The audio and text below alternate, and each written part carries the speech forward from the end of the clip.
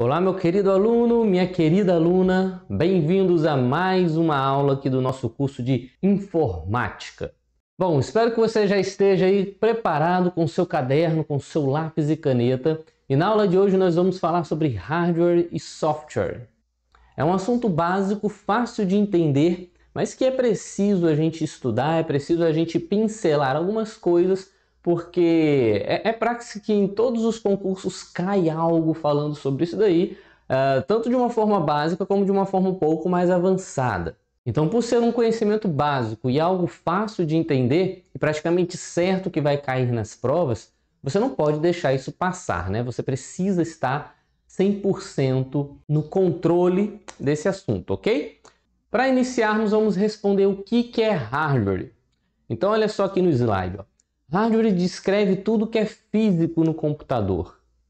O hardware é todo componente físico interno ou externo do computador. Então, eu sempre gosto de brincar com meus alunos nas aulas presenciais que hardware é tudo que é duro. O que é duro é o hardware, tá? Então, quando a gente fala assim de duro, é porque a gente fala de peças físicas, tá? Por exemplo, um celular, eu não vou considerar um celular um hardware, mas ele é duro, tá? Por que duro? Porque é algo que eu pego, que eu aperto. Um mouse, por exemplo, um mouse é um hardware. O mouse é algo duro, é algo que eu aperto, tá? Então a gente usa essa comparação, essa analogia para o que é hardware é aquilo que é duro, porque o hardware é considerado a parte física do computador. E algumas pessoas acham que hardware é tudo que está dentro do computador. Ou outras pessoas podem achar que hardware é tudo que está fora do computador, mas não. Hardware são as peças, né, os componentes, tanto interno como externo. Tá? Então eu coloquei no exemplo, ó, teclado. Teclado é um componente externo. Né? No notebook, digamos que é algo interno no notebook, mas a gente consegue ver também. No computador, no desktop, né, que é o computador de mesa. É algo que você consegue pegar, carregar, desplugar do computador e levar debaixo do braço. Então, o teclado, o mouse, o monitor, a impressora, tá? Tudo isso são exemplos de peças externas, de componentes externos que são hardware, como também peças internas, né? A placa-mãe, o HD e por aí vai. Tudo isso é considerado hardware. Então, entendido aí o que é o hardware, vamos ver agora o que é o software, tá? Então, o software vai descrever a parte lógica e discrimina os programas, os sistemas e tudo mais que o computador entende como instruções. Sabendo que o computador, né, sabendo que o software vai ser tudo que o computador entende como instruções, a gente pode dizer que o software é um conjunto de instruções que deve ser seguida para controlar o funcionamento de algo no computador. Então, olha só que legal. O hardware é considerado a parte física. Já o software vai ser considerado a parte lógica, tá? Então, o que vocês conhecem, né? Hoje em dia a gente chama muito de app, né? App, são os aplicativos. Então, quando a gente fala de app, aplicativo, programa, tudo isso são softwares, ok? Então, a gente entende isso como instruções, como um conjunto de instruções. O que seriam esses conjuntos de instruções? Sem entrar muito a fundo, esses conjuntos de instruções seriam várias linhas de código, seriam códigos, onde esses códigos estão numa linguagem que o computador entende. E aí esses códigos vão ser instruções. Esses códigos vão estar falando para o computador como é que aquele programa funciona, o que ele vai fazer, o que ele faz. Então, de acordo com essas instruções, aquele software vai poder fazer algo, vai poder controlar algo no computador. Por exemplo, você tem aí o seu programa da sua webcam. A sua webcam, ela é um hardware e ela precisa de um software, de um programa para controlar esse hardware. Então esse software vai ter um conjunto de instruções falando como controlar aquela webcam, como ativar e desativar essa webcam, quais recursos ela vai ter e por aí vai. Ok? Então hardware e software são coisas que se completam, porque um hardware, somente ele, é apenas um hardware. Então o hardware ele precisa de um software para controlar ele, para fazer esse hardware funcionar com a maior eficácia possível.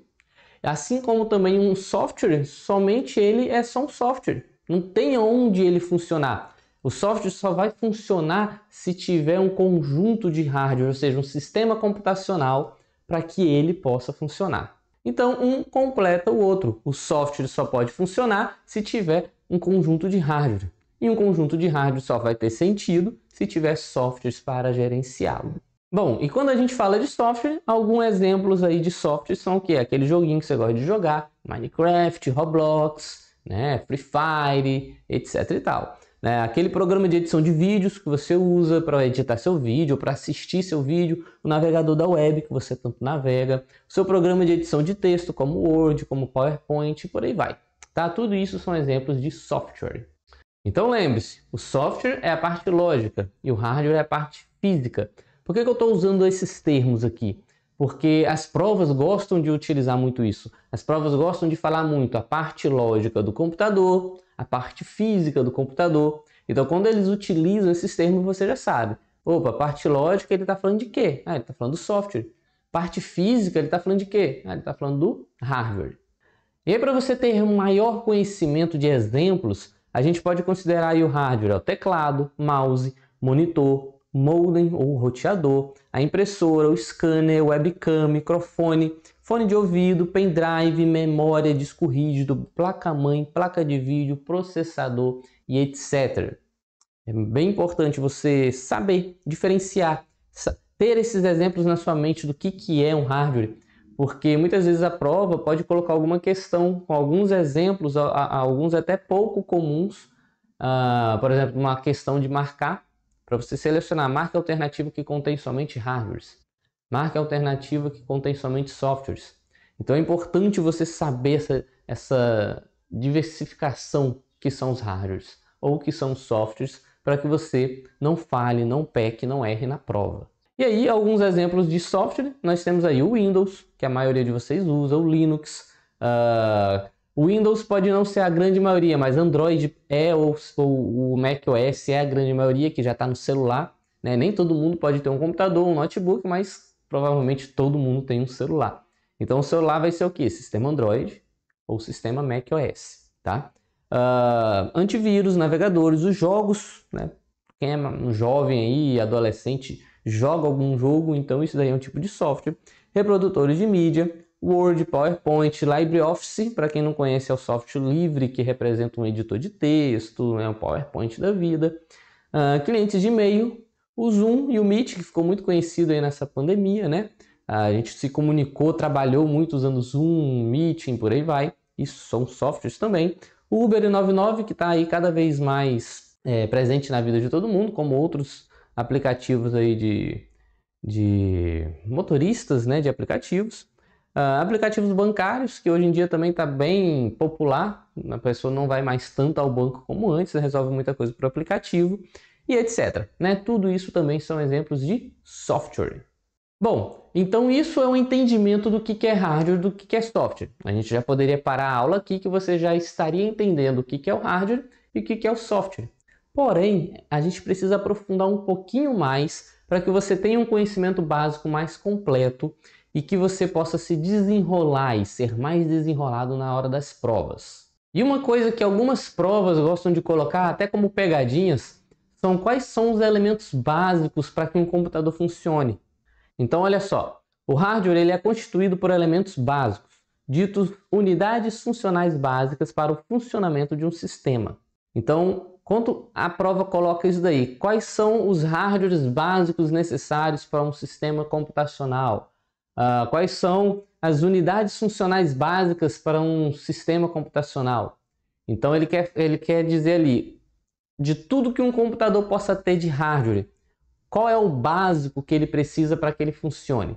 Então o básico que ele precisa para que ele funcione é um processador, é uma memória e alguma unidade de entrada e saída. Então olha só que interessante. De tudo que um computador possa ter de hardware, o básico para que ele funcione é um processador, uma memória e alguma unidade de entrada e saída.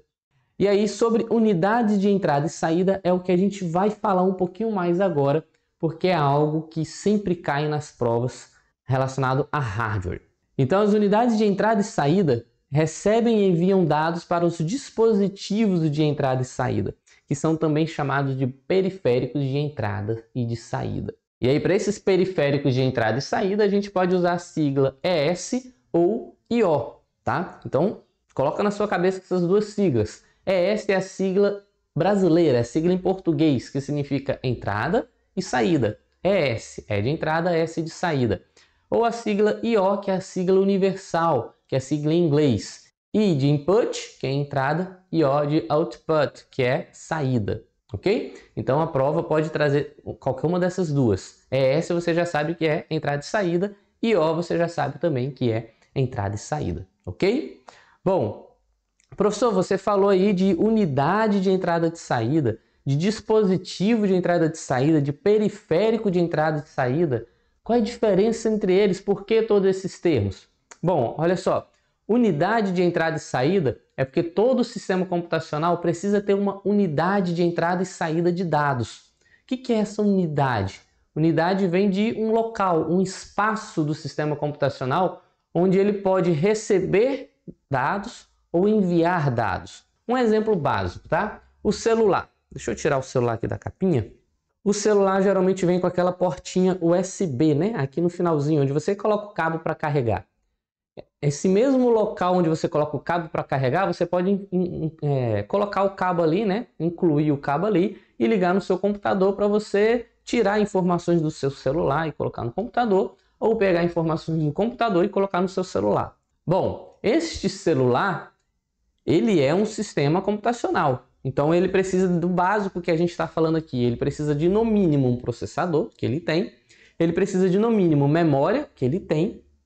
E ele precisa de no mínimo uma unidade de entrada e saída. Qual é a unidade de entrada e saída que o celular vai ter? Vai ser justamente este local onde você coloca o seu cabo de carregador. Porque aqui ele pode sair dados, ele pode enviar dados para o seu computador ou outro local, como ele pode receber dados. Então, geralmente no computador, no notebook, as nossas unidades de entrada e saída mais comum é a porta USB. Tá? A gente vai falar disso em outras aulas. A gente costuma chamar de portas, né? Porque porta tem aquela ideia, né? Uma porta serve para quê? Para abrir para você entrar ou abrir para você sair, né? Ou seja, uma porta que abre para entrar dados ou para sair dados. Então, geralmente, essas unidades de entrada e saída mais comuns é a porta USB. A gente tem outras? Sim, a gente tem outras, tá? A gente tem o HDMI, a gente tem outras portas internas, né? Que a gente já não usa mais o nome de portas, mas sim um outro nome. Mas você precisa saber isso, que unidade de entrada e saída é o quê? É algo no seu dispositivo computacional que vai permitir que você conecte algo, tá? O que você vai conectar nessa unidade de entrada e saída? Você vai conectar um dispositivo de entrada e saída. Então, por exemplo, o mouse que eu estou usando aqui, ó, vocês estão vendo bem aqui o mouse. Esse mouse aqui é um dispositivo de entrada e saída, tá? Para eu conectar ele, eu preciso usar, ó, vocês estão vendo aqui o cabo, tá? Eu não vou desplugar aqui porque eu estou usando aqui agora no momento. Mas vocês vão ver que ele tem um cabo, onde esse cabo vai vir com a sua cabecinha, né? O seu plug. Eu vou desconectar aqui para mostrar para vocês. Olha só, vai vir o cabo onde vai ter essa pontinha. O que é isso daqui, ó? Isso daqui é o meu dispositivo, tá? Que é chamado também de periférico. Quando a gente chama periférico, a gente está falando dessas pecinhas de entrada e saída. Então, o meu periférico ou o meu dispositivo significa a mesma coisa. O termo dispositivo e periférico é o mesmo, tá? Se refere à mesma coisa. Esse meu dispositivo de entrada e saída, ele precisa ser conectado, plugado em uma unidade de entrada e saída. No caso aqui do meu mouse, ele é um dispositivo USB. Então ele vai ser conectado em uma unidade USB do meu sistema computacional, que no caso aqui é o meu notebook. Vou conectar ele aqui de novo.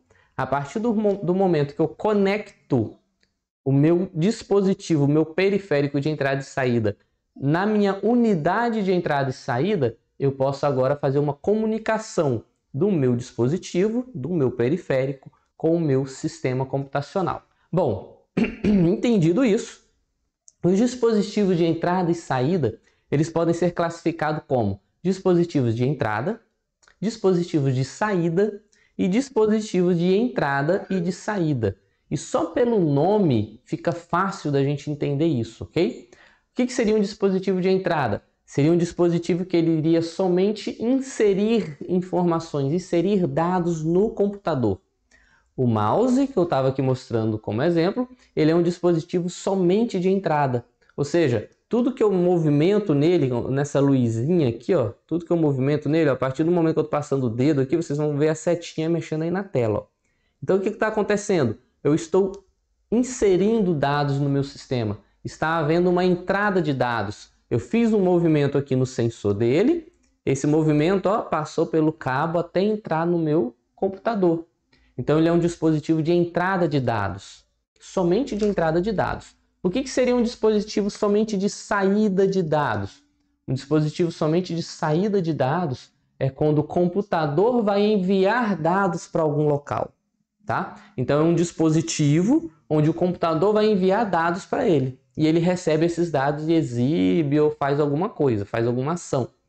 Tá? Então é um tipo de dispositivo que vai apenas receber esses dados. Tá? Então o computador vai enviar esses dados para ele, vai ter uma saída de dados do computador. Esse dispositivo vai receber e vai fazer alguma coisa com isso. E esse dispositivo só faz isso. Esse dispositivo não manda dados, não tem uma inserção de dados. Ok? E existem os dispositivos também de entrada e de saída. Ou seja, dispositivos que tanto enviam informações como recebem informações do computador. Um exemplo disso são essas telinhas. Deixa eu limpar um pouco aqui essa telinha. Um exemplo disso são as telinhas dos celulares, como em outros dispositivos. Olha só, eu vou apertar um botão aqui, puf, apertei, o que aconteceu com essa tela? Ela acendeu, tá? Então, o meu dispositivo enviou dados para essa tela. O meu dispositivo enviou dados para a tela. Então, houve uma saída de dados.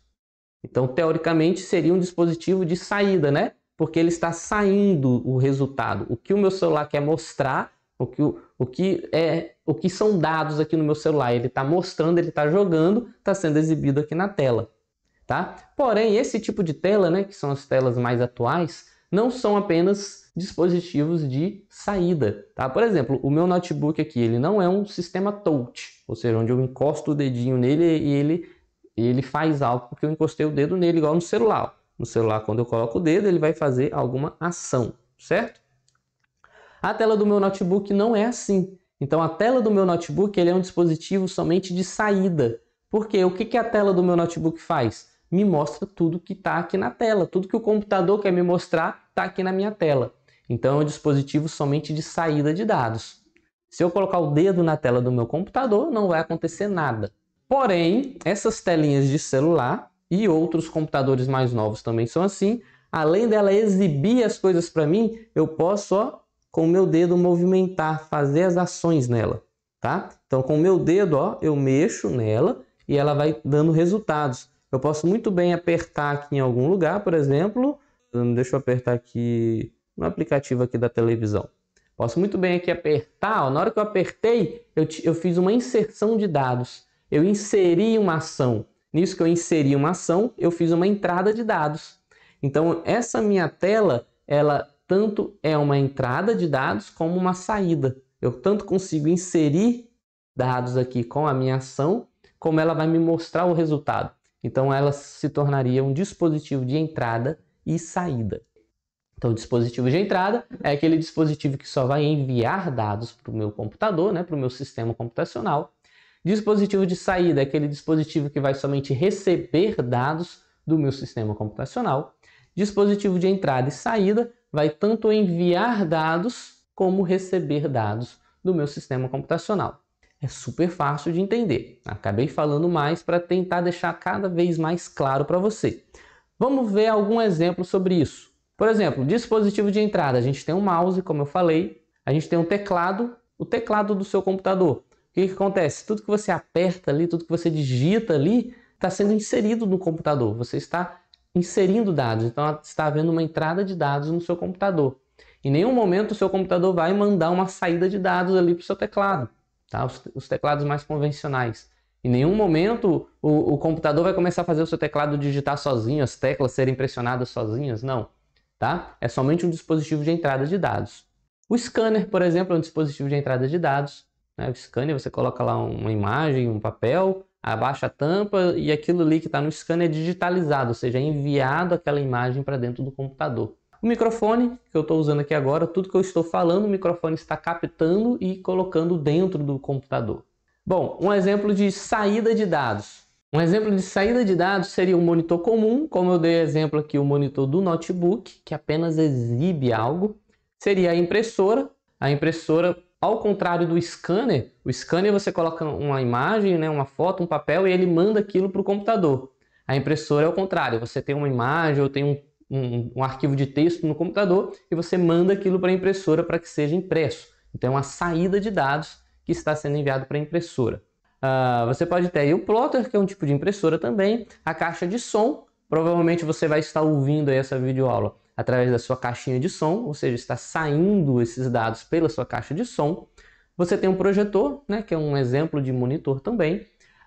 E exemplos de dispositivos de entrada e saída ao mesmo tempo, a gente tem um monitor touch, que é o exemplo que eu dei aqui da telinha do celular, tá? É touch screen, você pode...